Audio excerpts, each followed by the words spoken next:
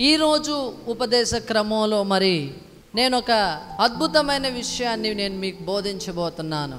ఇక్కడ రాయబడింది మన జ్ఞానానికి మించినటువంటి దేవుని ప్రేమను గురించి. దేవుని ప్రేమ ఎలాంటిదంట? మన జ్ఞానానికి మించినది. చదవండి ఆ మాట. జ్ఞానమునకు మించిన క్రీస్తు ప్రేమను తెలుసుకొనుటకును తగిన శక్తి గలవారు అవ్వాలని మీ గురించి నేను ప్రార్థన చేస్తున్నాను అంటున్నాడు పౌలు ఎఫెసీ సంఘంతో ఏమంటున్నాడంటే, మీరు జ్ఞానం విషయంలో అభివృద్ధి పొందాలి, దేవుని ప్రేమను అవగాహన చేసుకునేంత జ్ఞానంలోకి రావాలి. దేవుని ప్రేమ ఎంతమందికి అర్థమైంది? మీ చేతి చూపించండి. దేవుని ప్రేమ అర్థమైందా? ఎంతో కొంత అర్థమైంది, పూర్తిగా అర్థం కాల మనకి. కారణం ఏంటంటే మన జ్ఞానానికి మించింది దేవుని ప్రేమ, కృప. హల్లెలూయా, హల్లెలూయా. ఈ దేవుని యొక్క ప్రేమని, ఈ మంచి దేవుని కృపని మనం అర్థం చేసుకోవాలంటే దైవికమైనటువంటి శక్తి మనకు అవసరం. ఆ శక్తి పొందుకోవాలని దైవజనుడు సంఘం కోసం ప్రార్థన చేస్తున్నాడు. ఇంతకీ ఎక్కడి నుంచి రాస్తున్నాడు ఈ పత్రిక? ఎక్కడ ప్రార్థన చేస్తున్నాడు? జైల్లో చేస్తున్నాడు రా నాయనో నాయన. చప్పట్లు కొట్టి దేవుడిని మహిమపడదాం. నీకున్న చెరలో, నీకున్న ఇబ్బందిలో, నీకున్న వేదనలో, నీకున్న అలజడుల మధ్యలో నువ్వు ప్రార్థనా పరుడుగా ఉండాలి. అన్ని అనుకూలంగా ఉంటే, అన్ని సహకరిస్తే అప్పుడు ప్రార్థన చేస్తాననే ఆలోచన నీ హృదయంలోంచి తీసేసుకోవాలి. జైల్లో ఉండి సంఘం కోసం ప్రార్థన చేస్తున్నాడు. జైల్లో ఉండి సంఘముకు పత్రిక రాస్తున్నాడు. జైల్లో ఉండి ఖైదీల్ని మార్చేశాడు, జైలు అధికారిని మార్చేశాడు, బాప్టిస్మాల్ కార్యక్రమం మొదలు పెట్టాడు. దేవునికి స్తోత్రం. అగ్రిప్పతో దేవుని సువార్త చెప్తున్నాడు. అనేక మంది ఎదుట దేవుని సువార్త చెప్తున్నాడు. చూడండి దేవుని బిడ్డలారా, దేవుని యొక్క పని ఆగలేదు. హల్లెలూయా. చెరసాల ఆపగలిగిందా? చెరసాల ఆపగలిగిందా? నీ జీవితంలో కూడా చాలా చెరసాల అనుభవాలు ఉన్నాయి, బంధకాలు ఉన్నాయి. అప్పులనే బంధకం, అనారోగ్యం అనే బంధకం, కుటుంబ సమస్యలు, కన్నీళ్ళు, అసమాధానం.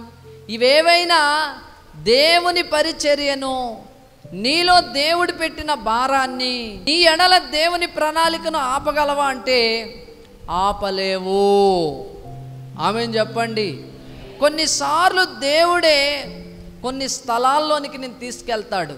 అది జైలైనా కావచ్చు. కొన్నిసార్లు దేవుడే కొన్ని పరిస్థితుల్ని నీ జీవితంలోకి ఎలా వచ్చేస్తాడు ఆయన. కొన్నిసార్లు కొన్ని ఉపద్రవాల గుండా, కష్టాల గుండా, సమస్యల గుండా నేను నడిపిస్తాడు.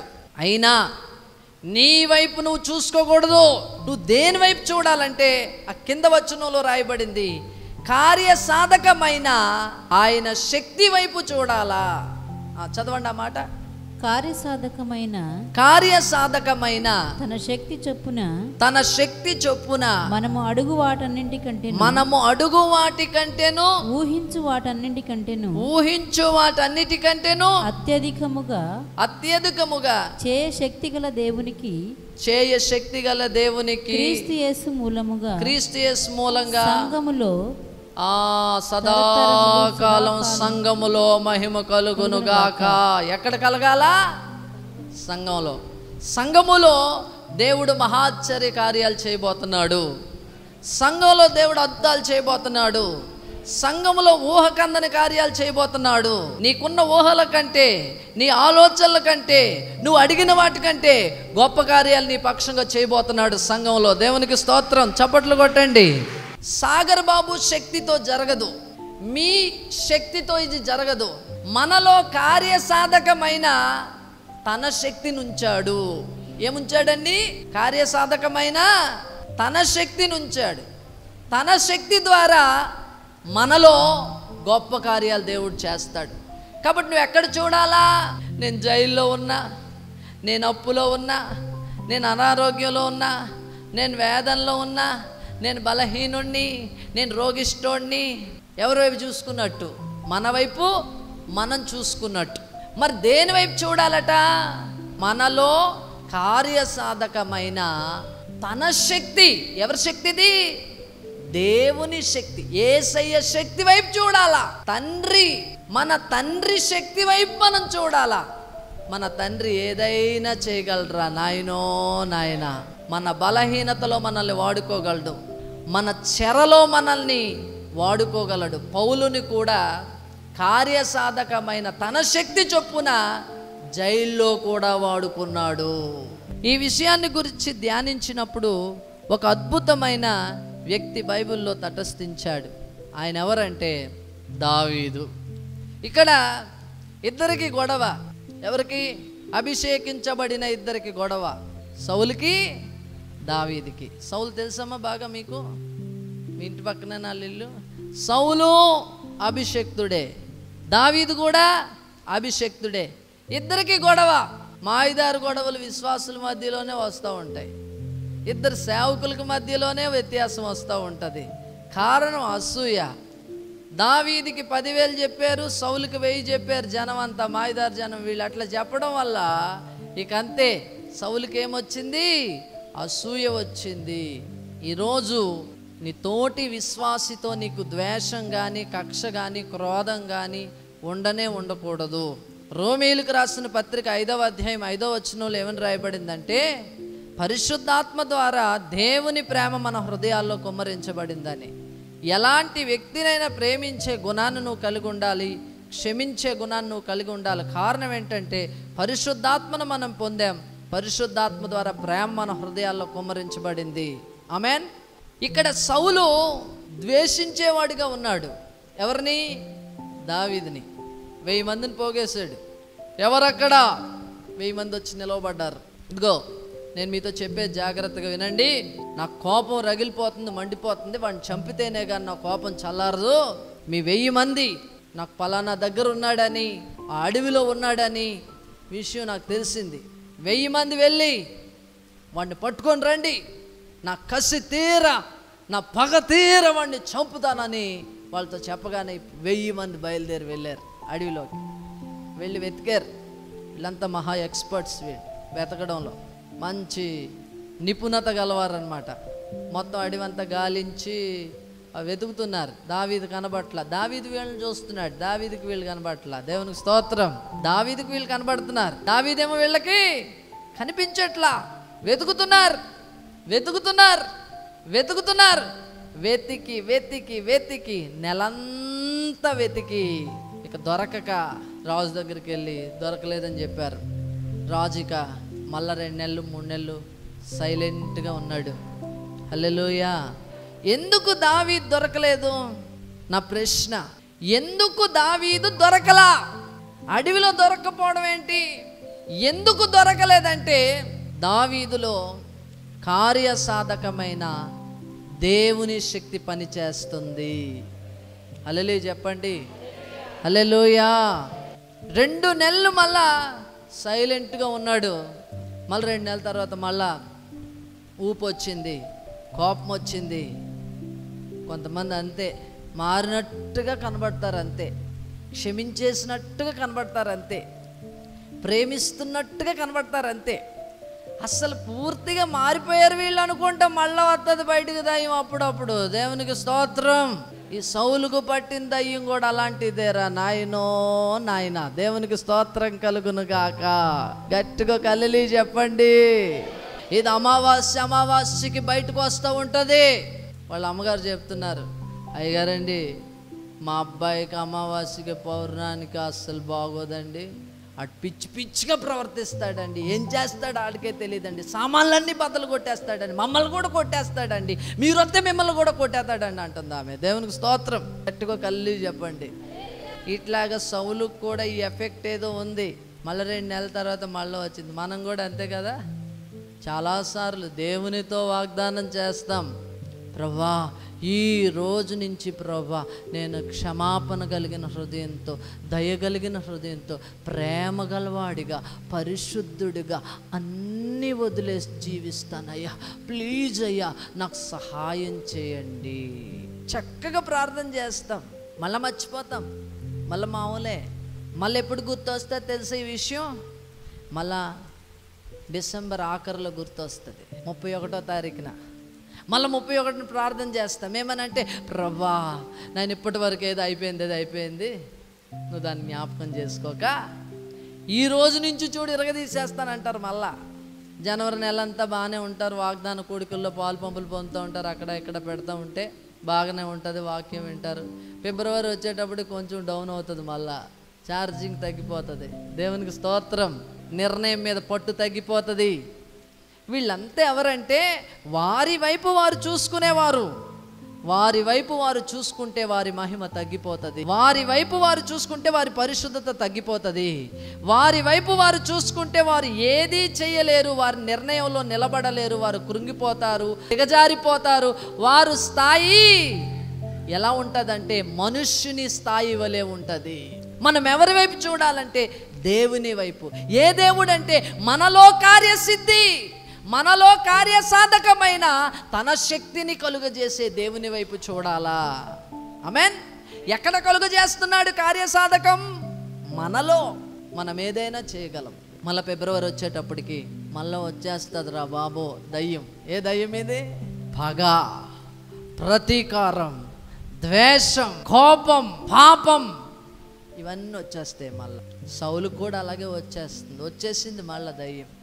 ఇప్పుడు అంటారు, రే 1000 మంది వెళ్ళారు పనికి మాలలో రారా, ఒక్కరు కూడా తీసుకురాలేదు వాడిని చంపితేనే నా పగ సలారు.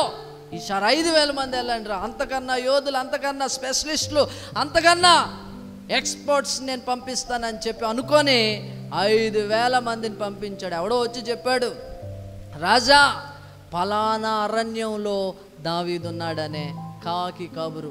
అది విని ఈ 5000 మందిని పంపించాడు రెండోసారి. ఈ 5000 మంది వెళ్ళారు. తినడానికి ఒక్కొక్కడు ఇంత అన్నం పట్టుకొని ఇంత పట్టుకొని తినడం, తిరగడం, వెతకడం, ఇదే పని. మళ్ళీ వీళ్ళకి ఒక ఆఫర్ అండి. ఏమని ఆఫర్ ఇచ్చాడంటే, సౌలు ఏమని ఆఫర్ ఇచ్చాడంటే, ఇదిగో మీరు గనక ఎవరు దావీదుని చూడండి, కర్రకి ఇద్దరు కలిసి కర్ర భుజాల మీద వేసుకొని కుక్కను కట్టుకొని వెళ్తూ ఉంటారు, తెలుసా మీకు? ఎవరు దావీదును కుక్కను కట్టినట్టుగా కట్టి తీసుకొని వస్తారో వారికి నా కూతురునిచ్చి పెళ్లి చేస్తాను. మంచి ఆఫర్. ఈ పెళ్లి కూడా ఒకటి పెట్టాడు మధ్యలో. ఒక్కొక్కడు ముసు నవ్వులు నవ్వుకుంటున్నాడు, ఒకటి వైపు ఒకటి చూసుకొని 5000 మంది. నేనే యువరాజుని, ఆ మీ కాల్ని చేసుకునేవాడిని నేనే అని చెప్పి ఎవడికాడు సిగ్గుపడుతూ ఇంకా కసితో, పగతో, కోపంతో రగిలిపోయి వీళ్ళంతా ఎలాగైనా సాధించాలనే ఉద్దేశంతో వెళ్ళారు. వీళ్ళంతా చక్కగా పనిచేస్తున్నారు, తిరుగుతున్నారు.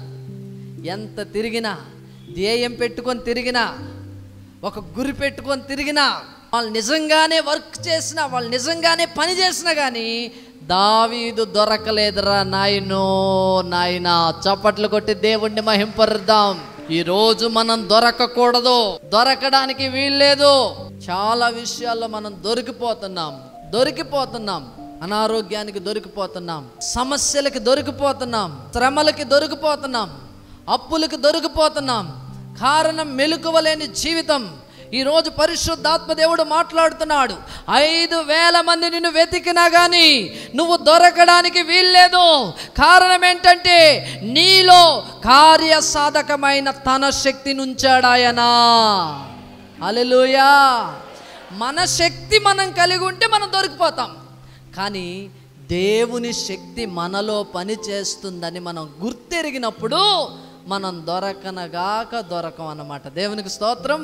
ఈ 5000 మంది 2 నెలల పాటు తిరుగుతానే ఉన్నారు, వెతుకుతానే ఉన్నారు. వెతికి ఎంత వెతికినా కానీ దావీదు దొరకలేదు. ఆమేన్. చెప్పండి, పక్క వాళ్ళు చెప్పండి, అమ్మా బుజ్జి కన్నా దొరకకు. హల్లెలూయా.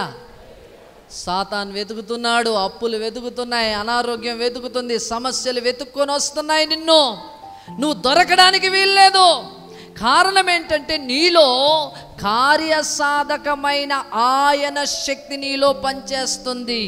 చాలామంది దొరికిపోతున్నారు, పాపానికి దొరికిపోతున్నారు, అపవిత్రమైన విషయాలకి దొరికిపోతున్నారు. పొంచి ఉన్నాడు అపవాది, సులువుగా చిక్కులు పెట్టేవాడు వీడు. ఫ్రెండ్ రూపంలో వస్తాడు, ఎలా వస్తాడు? ఫ్రెండ్ రూపంలో. అటు మానేశాడు పాపం, తాగుడు మానేశాడు, సిగరెట్లు మానేశాడు, గుట్కా మానేశాడు, ఆ కైని ప్యాకెట్లు మానేశాడు, అన్ని మానేసి శుభ్రంగా ఉంటున్నాడు. పాత ఫ్రెండ్ వచ్చాడు. ఎవరండి? వీడు మందు బాబు వచ్చి, రే అలా బయటికి వెళ్దాం రారా అంటాడు. ఏమంటాడు? నాకు పని ఉంది, చర్చికి వెళ్ళాలంటే, ప్రతి వారం వెళ్తావు కదరా, ఈరోజు నాతో స్పెండ్ చేయి అని చెప్పి అలా తీసుకెళ్తాడు. ఆడు దేవునికి స్తోత్రం. వెతుక్కుంటూ వచ్చాడండి బాబోయ్, దేవునికి స్తోత్రం, హల్లెలూయా. అప్పుడు నువ్వు దొరికిపోకూడదు. పాత పరిచయాలు, వ్యర్థమైన పరిచయాలు, అపవిత్రమైన పరిచయాలు వెతుక్కుంటూ వస్తాయి. నీ కళ్ళెదురుగా అపవాది కనిపించేలాగా చేస్తాడు. నువ్వు దొరికిపోవడానికి వీల్లేదు. యోసేపు ఎలాగైతే పారిపోయాడో, నా దేవునికి విరోధంగా నేను ఎట్లు పాపం చేయగలనని చొక్కా వదిలేసి ఏ రీతిగా పారిపోయాడో, ప్రతి యవనస్తుడు, ప్రతి యవనస్తురాలు, ప్రతి పెళ్ళైన స్త్రీ, పెళ్ళైన పురుషుడు ఆ రీతిగా పవిత్రమైన జీవితాలు జీవించాలని ఈరోజు పరిశుద్ధాత్మ దేవుడు మాట్లాడుతున్నాడు. దేవునికి స్తోత్రం కలుగును గాక, హల్లెలూయా. పాపానికి దొరికిపోవడానికి మనము సామాన్యమైన వ్యక్తులం కాదు. మనలో కార్యసాధకమైన ఆయన శక్తి పనిచేస్తుంది. మనం దొరకనగాక దొరకరా నాయనో నాయన. చప్పట్లు కొట్టి దేవుణ్ణి మహింపరుద్దాం. తన వైపు చూసుకున్నవాడు దొరికిపోతాడు, దేవుని వైపు చూసిన వాడు దొరకనే దొరకడు. హల్లెలూయా. గట్టిగా కల్లి చెప్పండి, హల్లెలూయా. దావీదు దొరకలేదు కదా? దొరికాడా? దొరకలేదా? దొరకకపోతే వీళ్ళ అవమానంతో, సిగ్గుతో అదృశ్యంగా ఉన్నాడు. అదే అడవిలో ఉన్నాడు. వీళ్ళందరినీ దావీదు చూస్తున్నాడు. మొత్తం 5,000 మంది వచ్చారన్న విషయం కూడా దావీదుకు తెలుసు. కానీ దావీదు 5,000 మందికి కనిపించట్లా, దొరకట్లా. ఎంత గొప్ప అద్భుతమో చూడండి. కారణం ఏంటంటే, కార్యసాధకమైన తన శక్తి దావీదులో పని చేయటం వలన అక్కడే ఉండి అదృశ్యమైపోతున్నాడు. దేవునికి స్తోత్రం, హల్లెలూయా. అతడు దొరకకుండా, చిక్కకుండా, శత్రువైన సౌలుకి అప్పగించబడకుండా దేవుని యొక్క శక్తి అతనికి సహాయం చేస్తుంది. హల్లెలూయా చెప్పండి. చూడండి దేవుని బిడ్డలారా, వీళ్ళంతా వెతికి విసిగి వేసారిపోయి చివరికి ఏమొచ్చిందో తెలుసా? వీళ్ళకి సిగ్గు, అవమానం వచ్చింది. తలదించుకున్నారు. సౌలు ఎదురుగా వచ్చి ఏమొచ్చింది?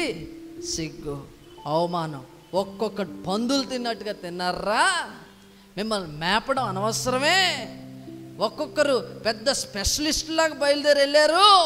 చేతగానే అది వాళ్ళ చేతులు ముడుచుకొని వచ్చారని చెప్పేసి సౌలు తిడతా ఉంటే వాళ్ళందరికీ ఏం కలిగిందంటే సిగ్గు, అవమానం. దేవుడు సంఘం విషయంలో అపవాదికి, వాడి అనుచరులకి సిగ్గుని, అవమానాన్ని కలిగించబోతున్నాడు. హల్లెలూయా చెప్పండి. నిన్ను వెతికిన సమస్య సిగ్గుపడుతుంది. నిన్ను వెతికి వచ్చిన అపవాది సిగ్గుపడతాడు.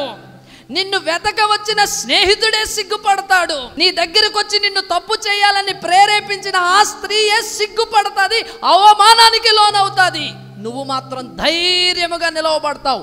ఎందుకంటే లేఖనం చెప్తా ఉంది, నీతిమంతులు ధైర్యము కలిగి సింహము వలె ఉంటారు. హల్లెలూయా, హల్లెలూయా. ఎవడు వెతక వచ్చాడో వాడే సిగ్గుపడిపోవాలి. కానీ ఈరోజు సంఘం తలదించుకునే పరిస్థితి, దేవుని ఎదుట కూడా తలదించుకునే పరిస్థితి, కన్నులెత్తి చూడలేని పరిస్థితి, ఓ భయంకరమైన పరిస్థితుల మధ్యలో కొనసాగుతూ కన్నులెత్తి ప్రార్థన చేయలేక, ప్రభు బలలో పాలు పంపులు పొందలేక, ఓ బ్యాప్టిజం తీసుకోవడానికి కూడా వెనక్కి వెళ్ళిపోయే అనుభవాలు, తల దించుకున్న పరిస్థితి, సిగ్గుపడిన పరిస్థితి, అవమానకరమైన పరిస్థితి, దేవుని ఎదురుగా ధైర్యంగా నిలబడలేని పరిస్థితి. కానీ పరిశుద్ధాత్మ దేవుడు ఈరోజు మాట్లాడుతున్నాడు. ఏమనంటే, కృపాసనము యొద్దకు మనకన్నా ముందుగా ప్రధాన యాజకుడైన యేసు ప్రవేశించాడు గనక మనమును ధైర్యముతో ప్రవేశిద్దాము. హల్లెలూయా, హల్లెలూయా. నిన్ను వెతక వచ్చిన వాడే సిగ్గుపడాలరా నాయనో నాయన. దేవునికి స్తోత్రం. గట్టిగా హల్లెలూయా చెప్పండి, చెప్పండి, అందరు చెప్పండి. సాతానా నువ్వే సిగ్గుపడాలి. సమస్య నువ్వే సిగ్గుపడాలి. శ్రమ నువ్వే సిగ్గుపడాలి.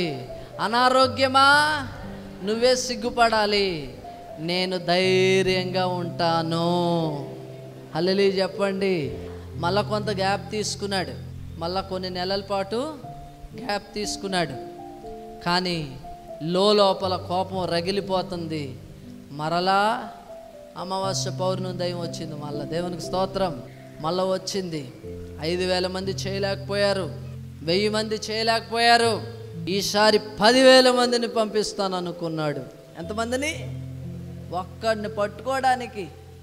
ఆ అరణ్యంలోనంట ఒక 50-100 మంది వెళ్తే ఎవరినైనా పట్టుకోవచ్చంట. హై ఎక్స్పెక్టేషన్తో ముందుగానే 1000 మందిని పంపించాడు. ఇప్పుడు 1000 మంది అయిపోయింది, 5,000 మంది అయిపోయింది, 10,000 మందిని పంపిస్తా. ఏమంటున్నాడంటే, మీతో నేను కూడా వస్తాను, మీతో నేను కూడా వస్తా. వాళ్ళు నిజంగా వర్క్ చేస్తున్నారు, నిజంగా వెతుకుతున్నారు, అక్కడికి వెళ్ళి పడుకుంటున్నారా, ఇవన్నీ డౌట్ వచ్చింది. ముందు పంపించినప్పుడు మామూలుగా పంపించాడు. రెండోసారి ఆఫర్ పెట్టాడు. ఏం పెట్టాడు? నా కూతుర్ని ఇస్తానన్నాడు, ఎందుకంటే శ్రద్ధగా వెతుకుతారని. మూడోసారి ఏమన్నాడంటే, నేనే మీతో వస్తాను, నేనే దగ్గరుండి వెతుకుతా, మీ చేత వెతికిస్తా, ఎందుకు దొరకడో చూస్తా, వాడిని ఈటెతో ఒక్క పోటు పొడిస్తే గోడకు నాటుకుంటాడు అనుకొని బయలుదేరి సౌలు కూడా పరిగెత్తిస్తున్నాడు దావీదుని. దేవునికి స్తోత్రం, హల్లెలూయా. సౌలు వెతుకుతున్నాడు. సైన్యమంతా 10,000 మంది గ్రూపులుగా విడిపోయి ఆయా చోట్ల గాలిస్తున్నారు. అరణ్యమంతా, ఆ అడవి అంతా, ఎక్కడ కూడా దావీదు కనిపించట్లా. అక్కడే ఉన్నాడు కానీ కనిపించట్లేదు. ఈలోపు సౌలు ముసలోడు కదండి, 3 రోజులు 4 రోజులు తిరిగేటప్పటికి కొంచెం వీక్నెస్ వచ్చింది. ఏమొచ్చింది? మంచి హై బీపీలో వెళ్ళాడు. ఎట్లా వెళ్ళాడు? హై బీపీలో ఎట్లయినా చంపేద్దాం అని చెప్పేసి హై బీపీలో వెళ్ళినోడికి బీపీ డౌన్ అయిపోయింది 3 రోజులు అయ్యేటప్పటికి. దేవునికి స్తోత్రం, గట్టిగా హల్లెలూయా చెప్పండి. షుగర్ లెవెల్స్ పడిపోతున్నాయి ముసలోడికి. దేవునికి స్తోత్రం, హల్లెలూయా. నీ శక్తి మీద ఆధారపడితే నువ్వు డిక్రీజ్ అయిపోతావు. దేవునికి స్తోత్రం కలుగునుగాక. అలా దేవుని శక్తి మీద ఆధారపడితే నువ్వు ఇంక్రీజ్ అవ్వడానికి ప్రారంభిస్తావు. హల్లెలూయా. మహిమలో నుండి అధిక మహిమలోనికి వెళ్తావు. నువ్వు నీ శక్తి తగ్గిపోతుంది, కానీ కార్యసాధకమైన తన శక్తి మనలో పెరిగిపోతుంది. దేవునికి స్తోత్రం కలుగునుగాక. సౌలు తన మీద ఆధారపడేవాడు, తన శక్తి మీద ఆధారపడేవాడు, తన సైన్యం మీద ఆధారపడేవాడు. 1000 మంది అంటాడు, 5,000 మంది అంటాడు, 10,000 మంది అంటాడు, నేను కూడా మీతో వస్తానంటాడు. అంటే తన మీద ఆధారపడే వ్యక్తి సౌలు. దావీదు అలా కాదు, కార్యసాధకమైన దేవుని శక్తి మీద ఆధారపడేవాడు. దేవునికి స్తోత్రం కలుగునుగాక. గట్టిగా హల్లెలూయా చెప్పండి. ఇప్పుడు సౌలు కూడా వెతికి విసిగిపోయి షుగర్ లెవెల్స్ అన్ని పడిపోయి, ఇక రే నేను ఎతకలేనురా, మీరు ఎతకండి, మీరు నాకన్నా బలంగానే ఉన్నారుగా, నాకన్నా యవనస్తులేగా, నేను కొంచెం రెస్ట్ తీసుకుంటా, నేను ఈ గుహలో పడుకుంటా, మీరు వెతకండి అని చెప్పి అట్లాగే ఒక పెద్ద రాయి మీద నిద్రపోయాడు. నిద్రపోతే నాయకుడు నిద్రపోతే సంఘం ఏమవుతుంది? నాయకుడు నిద్రపోతే సైన్యం ఏమవుతుంది? సైన్యం కూడా నిద్రపోతుంది. రాజుగారు పూర్తిగా నిద్రపోయారో లేదో టెస్ట్ చేశారు వాళ్ళు. రాజుగారిని ఒక ఊపేరు, ఇట్లా రే పడుకున్నాడు రా ముసలోడు, మనం కూడా పడుకుందామని ఇంకొక 2 పడుకున్నారు. ఆ పక్కన 2, ఆ పక్కన 2, ఆ పక్కన 2. ఈ 10,000 మంది కూడా ఒకడు పక్కన ఒకడు, అటొకడు, ఇటొకడు, అటొకడు, ఎక్కడ ఎవరు పడితే అలా ఇలా పడుకుండిపోయారు. మొత్తం అంతా నిద్రపోయారు. చూడ్డానికి శవాల మాదిరిగా కనబడుతున్నారు రా నాయన. దేవునికి స్తోత్రం. కాకపోతే శవాలైతే అరవు, ఇక్కడ వీళ్ళు మాత్రం అరుస్తున్నారు. ఎట్లా అరుస్తున్నారు తెలుసా?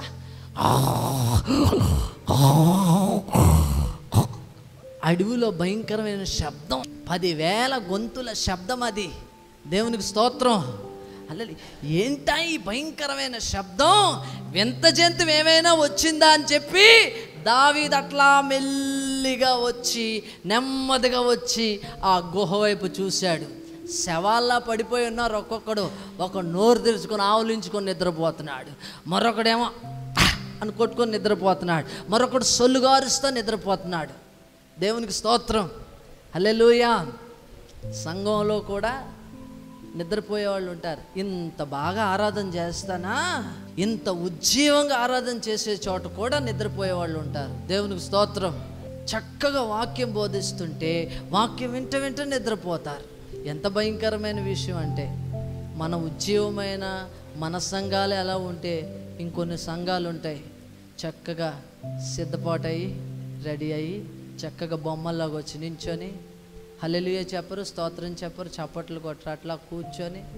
మరి వాళ్ళ పరిస్థితి ఏంటో. అవి స్లీపింగ్ చర్చెస్. అవేంటవి?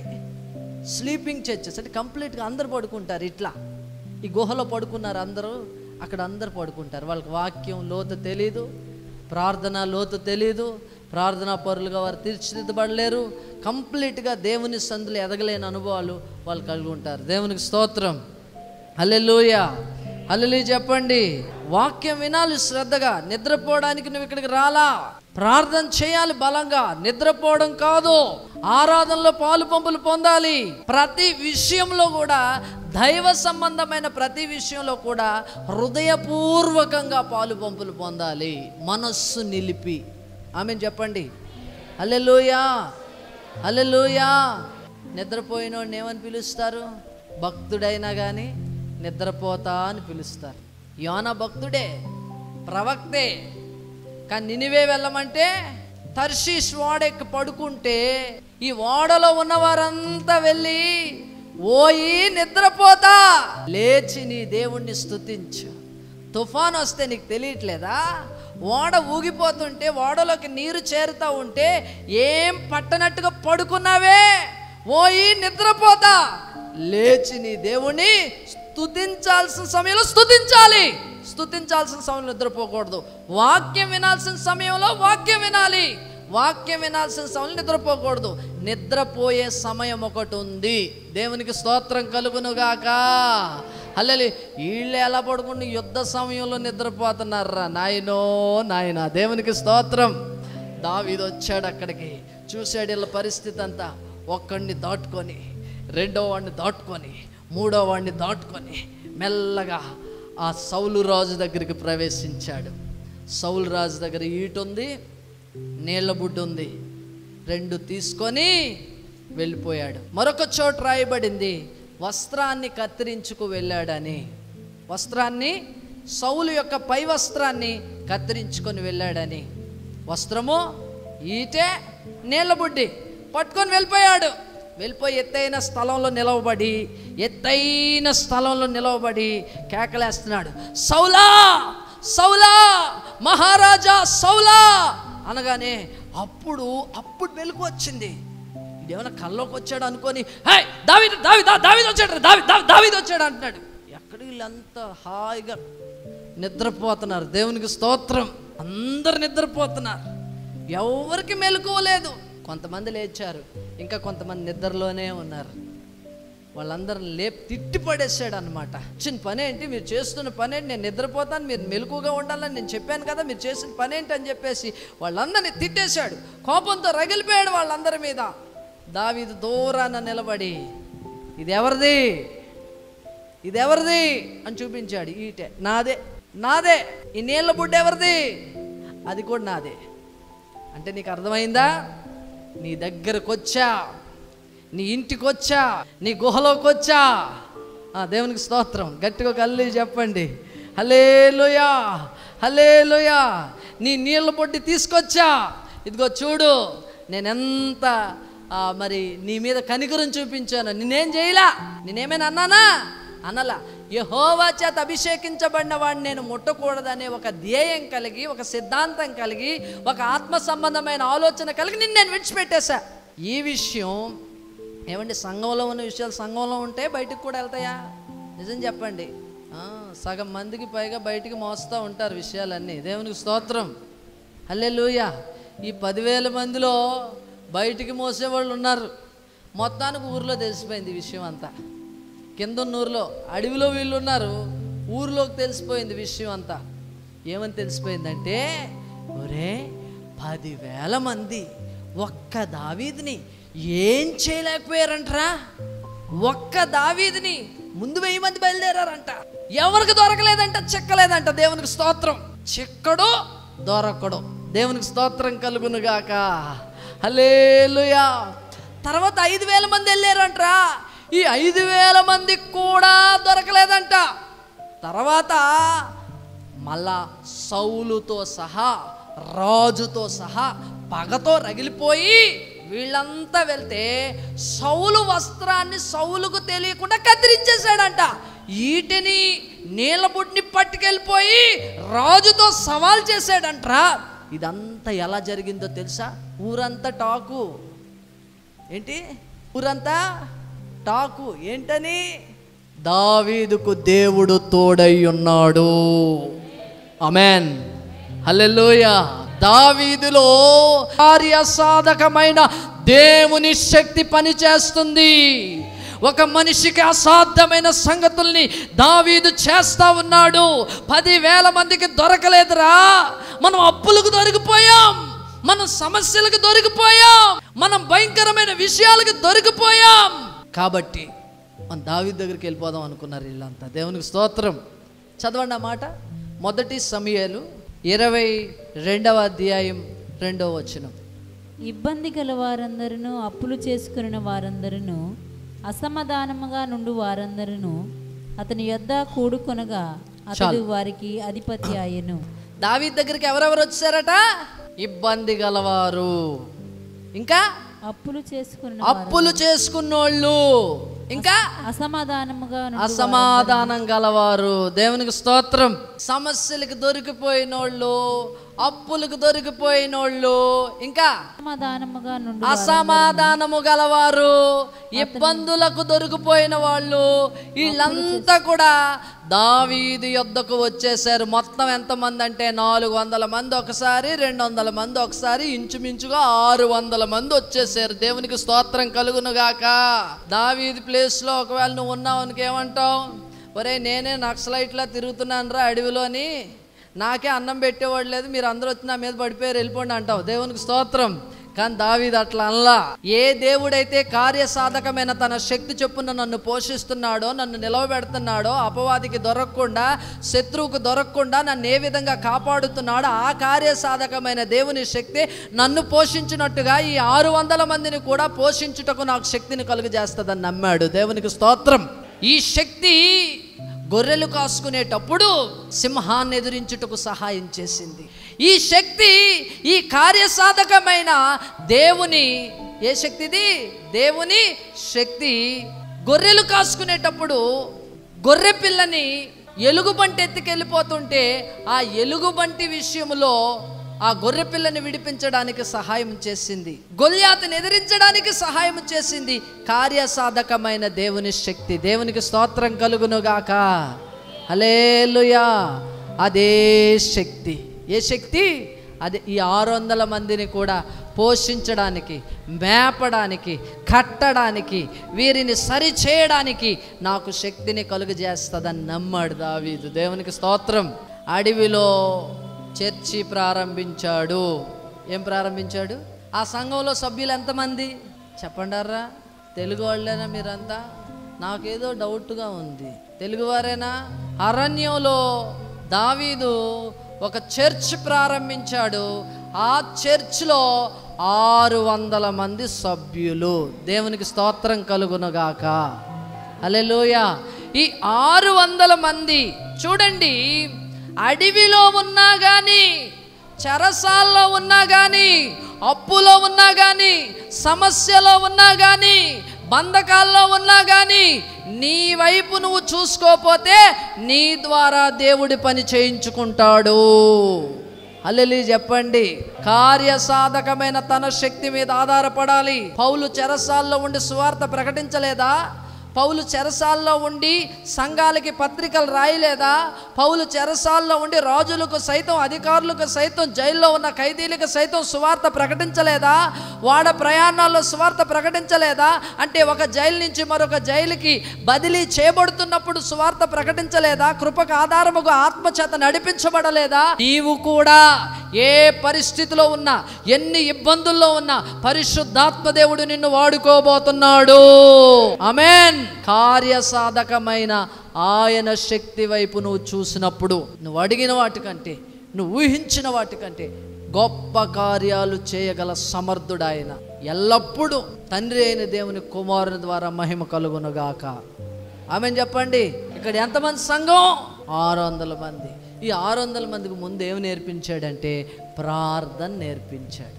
ఏమి నేర్పించాడు? ప్రార్థన. అందరు చెప్పాలి. మొట్టమొదట ఏమి నేర్పించాడు? దేవుని పేరట ప్రార్థన చేయడం నేర్పించాడు. సంఘంలో కూడా ప్రార్థన అనే అంశం ఉండాలి. నువ్వు ప్రార్థన చేసే వ్యక్తిగా ఉండాలి. నీలో ప్రార్థన ఉండాలి. ప్రార్థన అనే ఫలం నీలో కనబడాలి. ఎప్పుడు ప్రార్థన చేసేదానికి వీలుగా తన పరిశుద్ధాత్మని నీకు అనుగ్రహించాడు. పౌలు అంటాడు, నేను అందరికన్నా ఎక్కువ ప్రార్థన చేస్తున్నాను, నేను ఎల్లప్పుడూ ప్రార్థన చేస్తున్నాను. ఒక మనిషికి ఎల్లప్పుడూ ప్రార్థన చేయడం, అందరికన్నా ఎక్కువ ప్రార్థన చేయడం అది సులువా కష్టతరమా? కష్టతరమైన విషయమే. ఎందుకంటే మనము బలహీనులము. కాబట్టి దేవుడు తన పరిశుద్ధాత్మను మనకు అనుగ్రహించాడు. అక్కడ వాక్యంలో ఏమని రాయబడిందంటే, మనము బలహీనులము కనుక మన పక్షముగా ఆయన విజ్ఞాపన చేయును, ప్రార్థన చేయును. దేవునికి స్తోత్రం. అంటే ఇప్పుడు మనం బలహీనం కాబట్టి మన మీద ఆధారపడితే మనం ప్రార్థన చేయలేం. దేవుని ఆత్మ మీద మనం ఆధారపడితే, ఆయన శక్తి మీద గనక మనం ఆధారపడితే మనం ప్రార్థన చేయగలుగుతాం. హల్లెలూయా. గట్టిగా హల్లెలూయా చెప్పండి.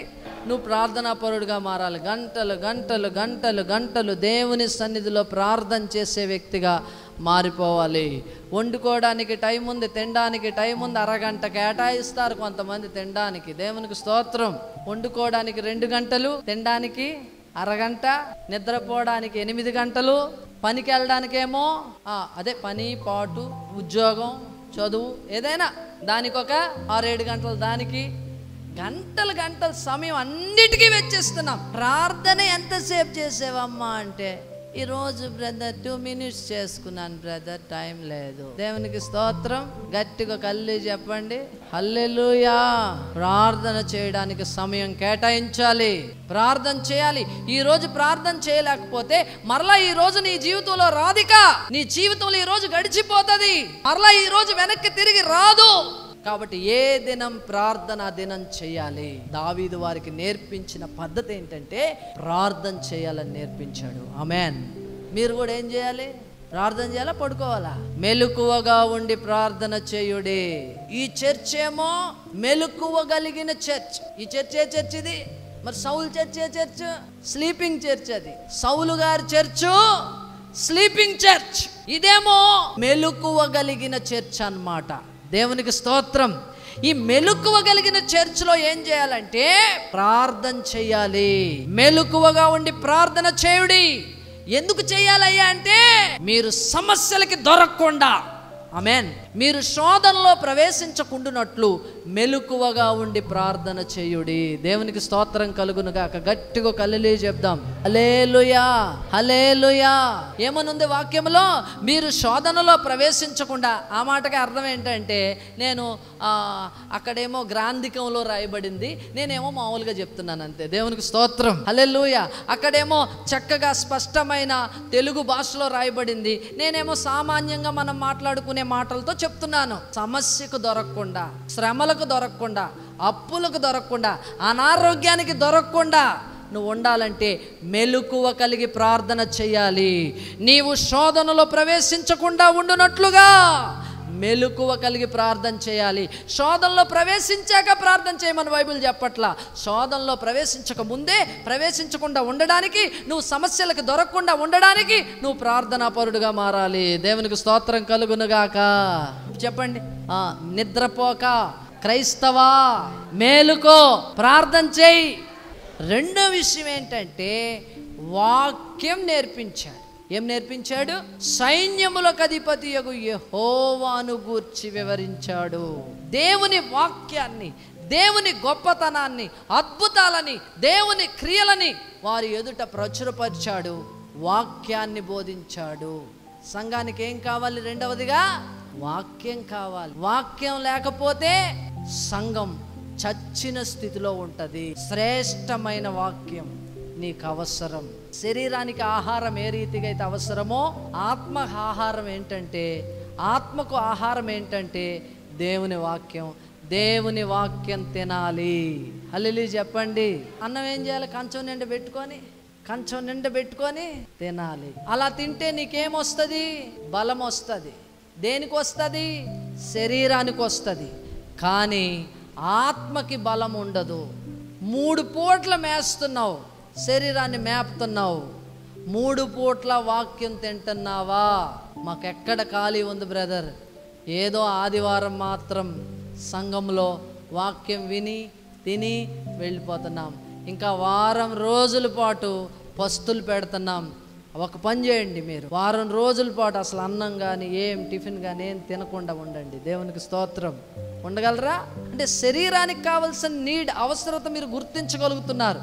ఆత్మ అవసరతను, ఆత్మ ఆకలిని మీరు గుర్తించలేకపోతున్నారు. ఈరోజు పరిశుద్ధాత్మ దేవుడు మాట్లాడుతున్నాడు, మీరు ఆధ్యాత్మిక ఆకలిని గుర్తించేవారుగా ఉండాలి. వాక్యం అవసరం, బోధ అవసరం, ఉపదేశం అవసరం. నువ్వు క్రమపరచబడ్డానికి, నువ్వు దిద్దబడ్డానికి, నువ్వు ప్యూర్గా మారడానికి, నువ్వు సంపూర్ణతలోనికి ప్రవేశించడానికి, యేసుక్రీస్తు స్వరూపం నీలో కనబడ్డానికి, దేవుని క్రమాలను అలవాటు చేసుకొని దేవుని రాజ్యం కోసం ఎదురు చూడడానికి నీకు వాక్యం అవసరమై ఉంది. హల్లెలూయా. కంచం నిండా తినాలరా నాయనా. దేవునికి స్తోత్రం. ఎట్లా తినాలా? అధ్యాయాలు మింగేయాలంతే. దేవునికి స్తోత్రం. బైబిల్ పట్టుకున్నావా? ఇక అధ్యాయాలు ఏం చేయాలి?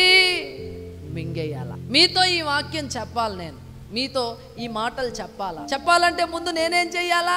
తినాలా వద్దా? ఈ మాట మీతో చెప్పాలా? ఎందుకంటే ఉదయం నుంచి సాయంత్రం దాకా నాకు ఖాళీ లేదు, వాక్యం పట్టుకోవడానికే ఖాళీ లేదు. రాత్రి 2:30 అయింది. నేను ఈ మాట మీతో చెప్పాలా ఈ దినం?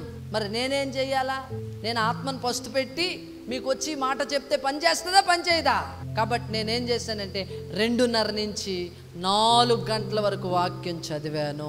అపోస్తుల కార్యాల గ్రంథం అంతా కంప్లీట్ చేసేసి ఒకసారి అప్పుడు నిద్రపోయాను అన్నమాట. దేవునికి స్తోత్రం. అప్పటికి ఆల్రెడీ స్లీపింగ్ చర్చ్ మన ఇల్లంతా. అప్పటికి ఆల్రెడీ స్లీపింగ్ చర్చ్. పిల్లలు మంచి స్లీపింగ్లో ఉన్నారు. పాస్టర్ గారు కూడా మంచి స్లీపింగ్లో ఉన్నారు. దేవునికి స్తోత్రం. అంటే ఆవిడ నాతో పాటు రాలేదు, ఆవిడ ఆల్రెడీ నిద్రపోతున్నారు. నేను వచ్చే సమయానికి నాకు 2:30 అయింది. ఆ సమయంలో మరి నేనేం చేశానంటే దేవుని వాక్యాన్ని ఎందుకనంటే ఈరోజు మీకు ఈ మాట చెప్పాలి. ప్రతిరోజు నేను వాక్యం చదవడానికి సమయం ఉంది. నిన్న లేకపోయినా నేను సమయాన్ని క్రియేట్ చేసుకున్నాను. నేను సమయాన్ని సిద్ధపరచుకున్నాను. అవసరమైతే నా నిద్రను మానుకోవడానికి, నా తిండిని మానుకోవడానికి, లేకపోతే ఇంకా భోజనానికి ఇచ్చే సమయము, పనికిచ్చే సమయము, మరొక దానికి ఇచ్చే సమయం, ఏదో ఒకటి మానుకొని దేవుని వాక్యాన్ని చదువుకోవాలి. దేవునికి స్తోత్రం కలుగును గాక. మెతుకు తిని బతికే వాళ్ళు ఎంతమంది ఉన్నారు? చేతండి. మేము రోజుకొక మెతుకే తింటామండి, కానీ బాగానే బతుకుతున్నాం అన్నోళ్ళు ఎవరండి? కంచం నిండి తిని బతుకుతున్నామండి అన్నోళ్ళు ఒకసారి చేతండి. చాలామంది ఉన్నారు. దేవునికి స్తోత్రం. హల్లెలూయా. ఇదైతే మాత్రం బాగానే ఉంది.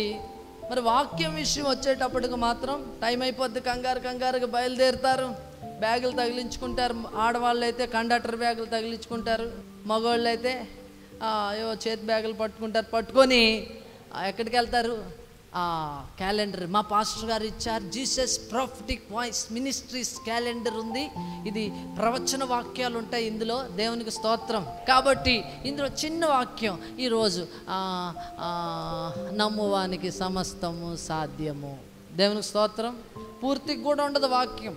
ముందు కొంత ఎగిరిపోద్ది, చివరిలో కొంత ఎగిరిపోద్ది. ఎందుకంటే అక్కడ పట్టదు. దేవునికి స్తోత్రం కలుగును గాక. పూర్తిగా ఒక మెతుకు కూడా కాదు, ఆ సగం మెతుకు ఆ చదివేసుకొని ప్రభా నాయన రాకపోకలు ప్రయాణాలు, అసలు దీనికి సంబంధం ఉండదు. ఈ చదివిన వాక్యానికి చేసుకునే ప్రార్థనకు సంబంధం ఉండదు. ప్రభా రాకపోకల్లో ప్రయాణాల్లో కాపుదలు ఇవ్వండి ప్రభా, మీ సహాయం చేయండి, మళ్ళీ సాయంత్రం వచ్చేదాకా నీ కాపుదల ప్రభా, నీకు స్తోత్రం. ఆమెన్. హల్లెలూయా. నీకు స్తోత్రం, నాకు ఆత్రం. హల్లెలూయా. అయిపోయింది ప్రార్థన అయిపోయింది, వాక్యం చదవడం అయిపోయింది. ఈ మెతుకుతో బతికేస్తున్నారా నాయన. దేవునికి స్తోత్రం. కంచం నిండా వాక్యం పెట్టుకొని తినాలి. అధ్యాయాలు మింగేయాలి. దేవునికి స్తోత్రం కలుగునుగాక. అప్పుడు నీ ఆత్మలో వృద్ధి కలుగుతుంది, అప్పుడు నీ ఆత్మలో జీవం కలుగుతుంది, అప్పుడు నీ ఆత్మలో బలం కలుగుతుంది, అప్పుడు నీ ఆత్మ వర్ధిల్లుతుంది, అప్పుడు నీ ఆత్మలో శక్తిని నువ్వు చూడగలుగుతావు. దేవునికి స్తోత్రం కలుగునుగాక. సాగర్ బాబు బైబుల్ తీయకుండా వాక్యం ఎలా చెప్తాడని చాలా మందికి డౌట్. ఎట్లా చెప్తానంటే దాకలో ఉంటే గరిటికి వస్తుందిరా నాయన. చప్పట్లు కొట్టి దేవుడిని మహింపరుద్దాం. నాకు ఒక బలహీనత ఉంది.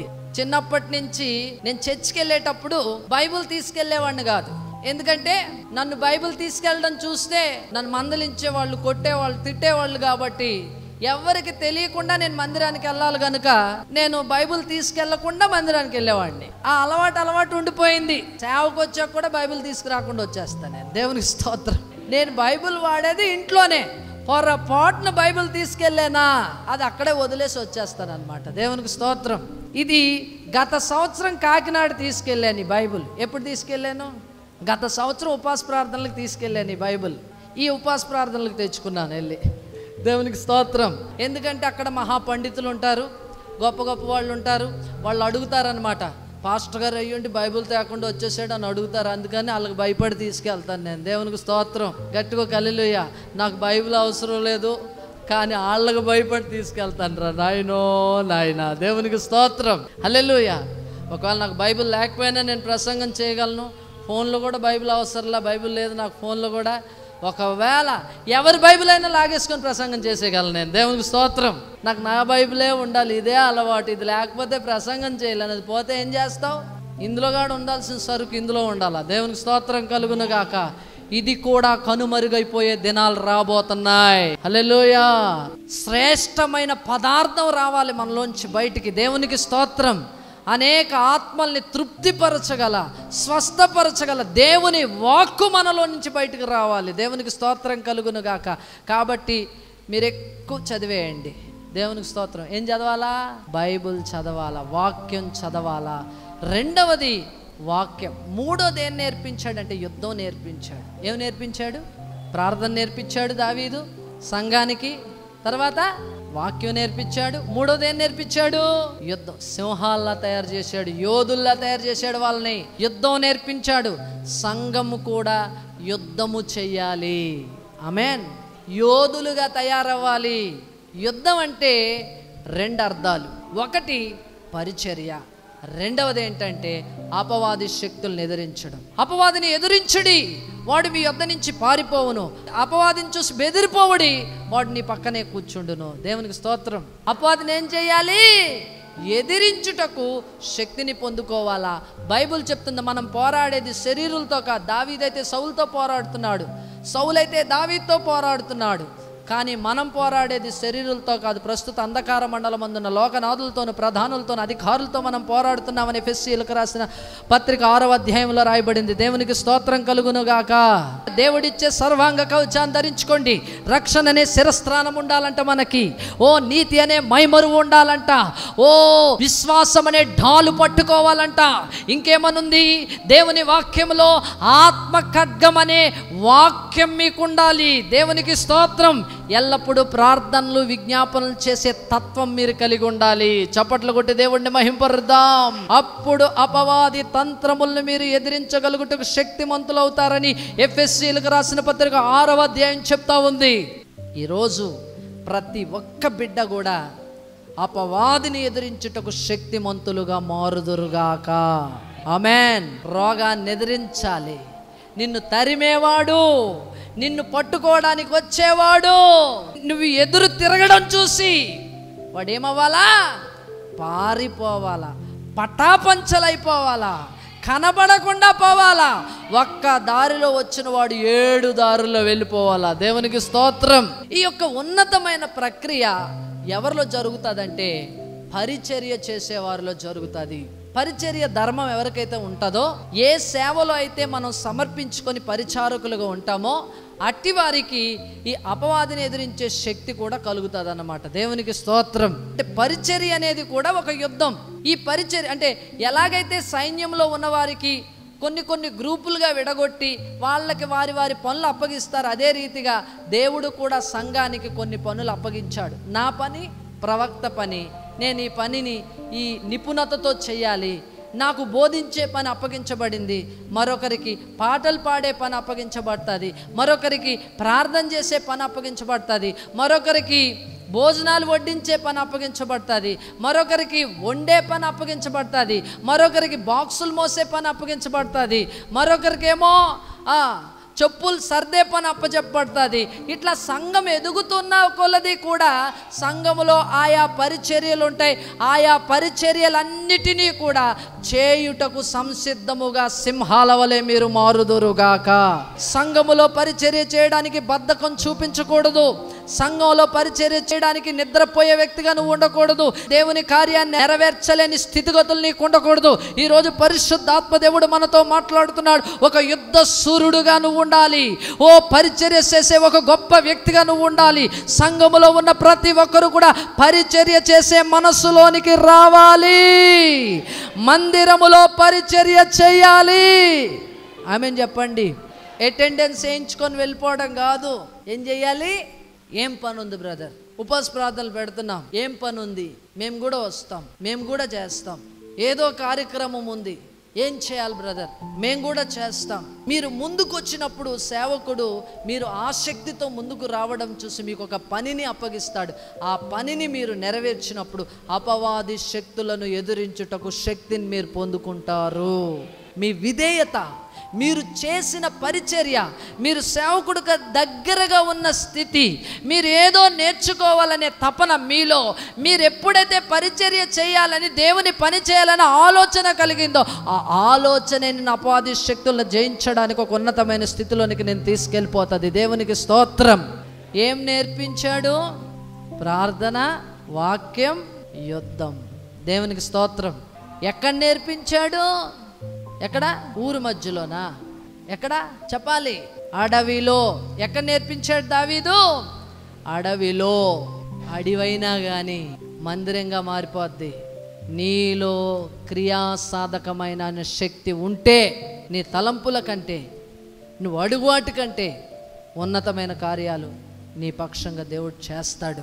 తన కార్యసాధకమైన శక్తిని బట్టి, నీ శక్తిని బట్టి కాదు. నువ్వు స్పూన్ కూడా కదపలేవు. నీలో ఉన్న ఆయన కొండను కదిపేస్తాడు. ఆమెన్, హల్లెలూయా. నీలో ఉన్న ఆయన కదిలినప్పుడు నీ వ్యాపారంలో అధిక లాభాలు వచ్చేస్తాయి. ఆమెన్. ఆయన శక్తి మీద ఆధారపడదాం. నువ్వు ఎన్నిసార్లు విత్తనం విత్తినా సరి అయిన పంట రాదు.